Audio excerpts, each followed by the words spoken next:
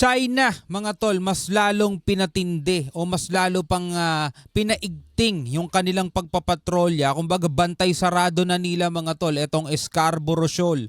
No? At ang gusto nga nila, isuko na daw natin yung claims natin dito sa West Philippine Sea. Ayon nga rito sa title, mga kapatid, mula rito sa WION, ayan, no, China, kung nababasa ninyo, China wants Philippines to give up its claims in South China Sea.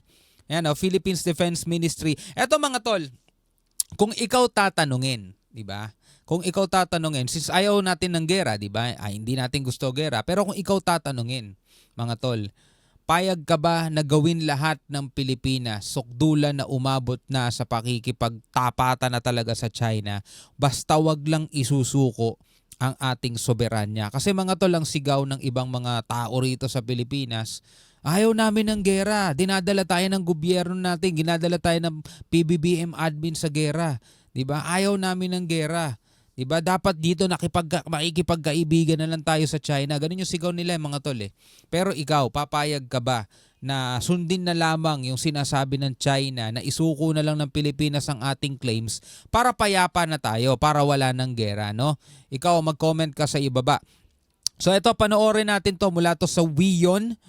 China and Philippines continue to claim sovereignty over South China Sea.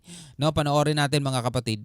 Tensions continue to escalate in the disputed South China Sea as Beijing intensified its naval and air patrols in the region. This comes just days after the Philippines passed two legislations asserting its sovereignty in the South China Sea. China's People's Liberation Army stated that it conducted combat readiness patrols near the Scarborough Shoal in the South China Sea. Nag-conduct na sila, mga kapatid, ng combat readiness patrol. Ibig sabihin, kung sakasakaling mapapalaban sila, ready na sila. Nag-conduct na sila ng combat readiness patrol nila, mga tol. Nagpapatrolya sila doon at kung sakasakali mang mapapalaban sila, handa na sila. Ganun, mga tol, binantayan na talaga nila. The PLA also added that its patrolling activities over the waters and airspace surrounding the region as lawful. Both Lawful daw, China and Philippines continue to claim sovereignty over the disputed shoal. Lawful daw, Pero wala sila mapagtatanong ang batas kahit saan, mga tol. Batas lang nila, oo. Lawful sa batas nila. Pero sa international law, lawful ba yon? Wala. Wala silang mapagkukuha ng pagbabasehan nila. Kahit itanong nila sa UNCLOS, diba? Part yan ng Philippine Part yan ng Pilipinas. So, unlawful na agad yon. Sabi ng Court of Arbitration, 2016 arbitral ruling, hindi binaliwala o pinawalang bisa. Walang bisa, mga tol, yung claim ng China. So lawful ba yon? Unlawful pa rin ulit. And that's ever since an intense confrontation broke out back in 2012. Last week, Philippines passed two maritime laws pertaining to the disputed South China Sea. The new legislation calls for, number one, control over the Spratly Islands, while also extending its territorial rights to up to 12 nautical miles from the island's baseline. Meanwhile, China slammed these new maritime laws, claiming that the new legislations would destabilize the region. Would destabilize the region. Umalis kasi sila dyan. Diba? Hindi na kasi nila sakop yan No, hayaan na nila sa Pilipinas yan.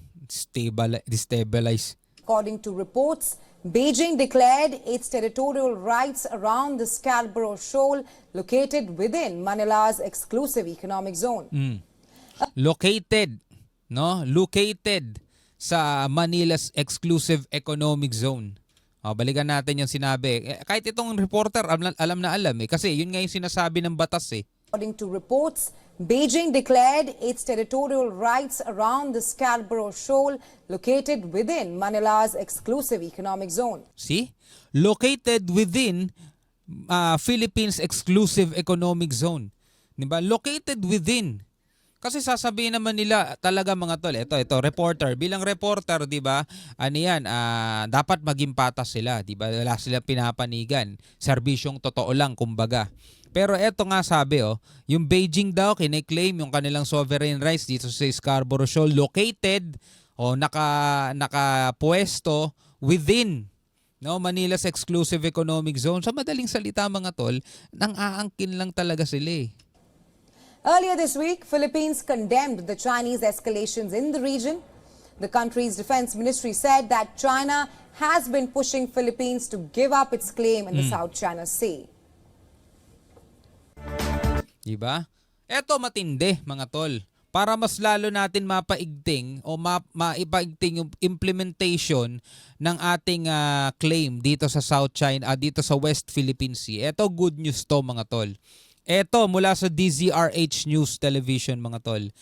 Kauna-unahan o unang missile-capable attack boat na binuo mismo mga kapatid sa Pilipinas, ibinida ng Navy. Yan, ito yung unang missile-capable attack boat. Ito maganda doon, di mga kapatid. Imbis na bumibili tayo o mo-order tayo sa ibang bansa, kung kaya naman natin mag-develop na lang mismo ng sariling atin, gawang Pinoy, bakit hindi? Di ba? Yan ang dapat pinapaunlad palalo ng ating gobyerno. So panoorin natin to mga tol mula rito sa DZRH.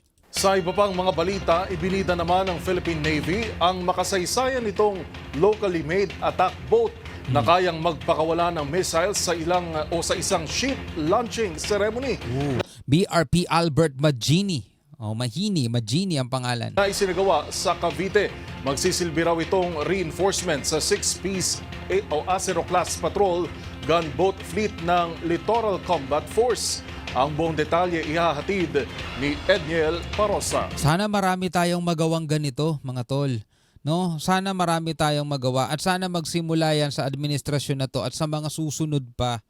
No, yung makapag-develop tayo at makapaggawa tayo ng napakaraming ganito. Kayang-kaya naman kasi talaga ng mga Pinoy eh. Actually, sa mga pagawaan ng barko sa ibang bansa, maniwala kayo sa hindi, may mga Pilipino nagtatrabaho dun. Inilabas na ng Philippine Navy ang una nitong missile-capable na attack boat na binuo dito mismo sa Pilipinas. Opisyal na isinagawang ship launching ng Fast Interdiction Craft Missile o FAIC-M na BRP Albert Magini sa Naval Shipyard sa Cavite. Tumutukoy ang ship launching sa seremonya kung saan inilipat na sa tubig ang bagong barko sa unang pagkakataon. Ayon kay Commander John Percy Alcos, tagapagsalita ng hukbong dagat, bahagi ang attack craft ng Acero Class Patrol Gunboat Fleet ng Littoral Combat Force kung saan 6 na ang nasa serbisyo. Sa ilalim ng kontrata ng Philippine Navy sa Israeli Shipyards Limited, hindi lamang siyam na FAIC-Ms ang dapat maihatid sa bansa, kundi maging ang teknolohiya sa pagbuo ng naturang mga sasakyang pandagat. Eto, no, kahit maliit lang to, gunboat, pero eto, missile capable. Ibig sabihin, kaya niyang mag-launch ng missile. Binigyang diin ang paretiro ng Flag Officer in Command ng Navy na si Vice Admiral Toribio Adasi Jr. na mapalalakas ng proseso ang industriya ng bansa bilang isang maritime nation sa gitna ng kasalukuyang bantang pansiguridad. Actually, dapat nga isa rin yan sa mga itulong ng ibang bansa, ng mga kaalyado nating bansa, mga mayamang bansa. Isa sa mga dapat na itulong nila sa Pilipinas, mga tol, is yung bahagian nila tayo ng teknolohiya. Diba? I-share nila sa atin. Actually, kaya ng Pilipinas pero syempre, andirito na tayo sa naghahabol na tayo Mas maganda kung maibabahagi nila sa atin yung teknolohiya para mas mapaunlad pa natin yung industriya ng paggawa ng mga bangka o barko tulad nito mga tol. Kasi talagang makakatulong to para maprotektahan yung ating seguridad. Diba? Lalo-lalo na nasa gitna tayo ngayon ng agawan ng mga teritoryo. Diba? Nasa gitna tayo lalo na ng pangangailangan natin sa sandatahang lakas. Sana mapaunlad pa natin to. Anyway, bilang isang Pilipino mga tol, ano masasabi mo rito? Sa mga balitang to na ating napanood ngayon, pwede kang magbigay ng komentaryo sa ibaba. Maraming salamat hanggang sa muli. Ako nga pala si Shobal D. Peace out.